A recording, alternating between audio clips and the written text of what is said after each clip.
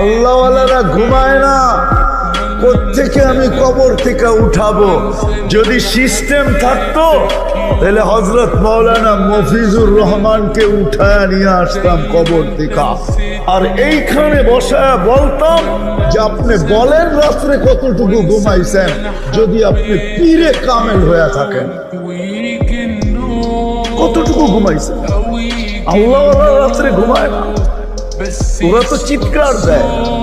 যার জান্নাত এইখানে ঢুকা যায় তা আল্লাহ রাসূলের সব কথা সত্য হয়। লা ইয়ানামু তালিবুহা, জান্নাত যার ভিতরে ঢুকে গেছে ওর ঘুম আসে না, ও ঘুমাইতে পারে না। এই জন্য আল্লাহওয়ালারা ঘুমান না, ওরা বিছনায় যে কি বলে জানেন? ওরা দুইটা কথা বলে, দুইটা, মালিক ঘুমায় না, আমি ঘুমাই কি করে? মালিক আল্লাহ ঘুমায়, ওরা বলে মালিক ঘুমায় না, আমি ঘুমাই কি করে? আর মালিক এত কাছে আসলো, আমি ঘুমাই কি করে?